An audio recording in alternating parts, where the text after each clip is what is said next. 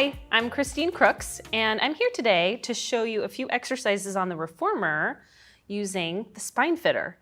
So I'm going to place this down in the middle of the carriage, and I want to make sure that it's on the headrest because my head will be rested on the spine fitter. So once you have that down the center, take a seat on the end. Try to keep it in the middle of the carriage. Roll yourself down. And take a moment just to make sure you feel centered and supported on the spine fitter. This is one of those pieces kind of similar to the Pilates arc where you want to make sure that positioning is key for the enjoyment of the exercise, really. You don't want to feel any strain or struggle in this. So head is supported, pelvis is supported, and then take your time with one strap at a time to put these on your feet. I want you to just bring your feet up to the foot bar. I'm actually going to hold on to the shoulder block because we're on a slightly elevated surface. I want you to hold on with one hand, place the strap on one foot, put a little bit of tension into that rope, and then switch hands. So now the opposite hand is holding the shoulder block or carriage as you get the other foot on, or the other strap on the foot. Arms are down by your sides. Okay, so we feel that just gentle pressure in the pelvis, going through the mid and upper back, and then the back of the head. Now let's start off just with a few frogs. So we're pressing the legs out to that diagonal and then fold in. Trying not to let the pelvis rock here. So just like we would on the reformer if we were flat, we want to find that lumbopelvic stability, but we're getting the bonus of that pressure and tension release from the spine fitter. So just one more.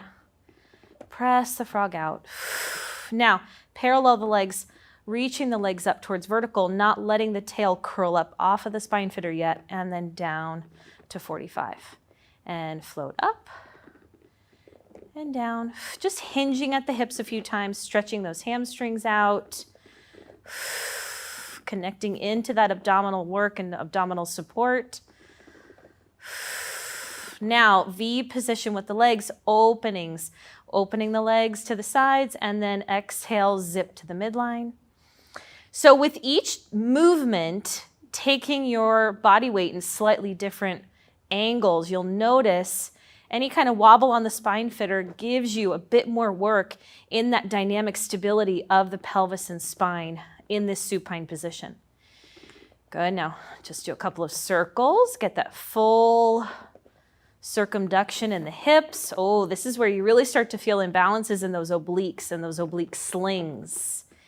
Lift and around. Let's reverse those circles now. Open up to 90 and down. And I'm keeping a slight external rotation. You can do these circles in parallel if you like. And one more. Now come down to your frog position again, and let's go into short spine. So if in doing those last few exercises you found yourself kind of inching up, or maybe the spine fitter adjusted underneath you some, readjust your spine so you know you're still supported, head and sacrum. And then from our frog position, tailbone reaching down, we press out to that extension at 45. Start to lift the legs, and going into short spine, I want you to feel first the tailbone reaching down for this long stretch in the hamstrings. I know there's different versions of short spine, but let's try this one today.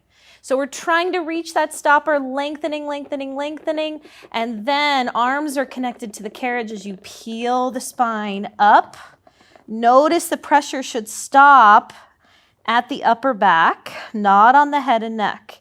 Bend your knees to that diamond shape. Now, I want you to roll down holding that angle of the knee. So we're not extending the legs on this first version. The reason for that is that pressure deepens in the fascia and in the muscles along the spine as you roll down, and it feels amazing. So let's do two more like that. Extend the legs. First, we hinge at the hips, as far down towards the stopper, then peeling up, making sure we don't put pressure on that cervical spine. Then bend your knees and roll your spine down, releasing the tail at the bottom. One more like that. Hinge the hips. And peeling up. Use that exhale. Get that suspension in the spine length. Bend your knees. Rolling down. Now one more time. This time we'll take a slightly different roll down out of short spine. Hinge the hips. Peeling up. Now from here, bending those knees.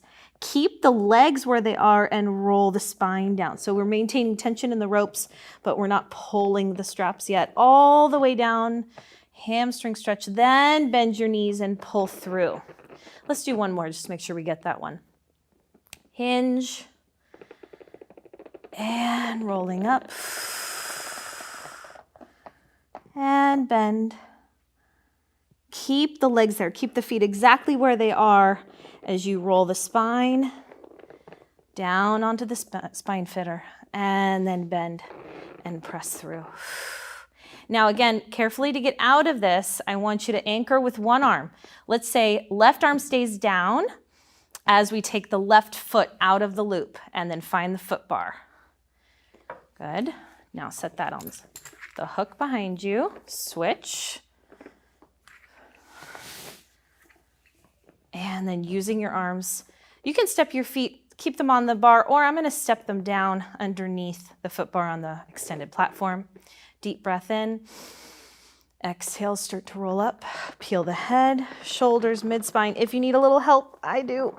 Press yourself up to a seated position. Okay, thanks for joining me in this balanced body video.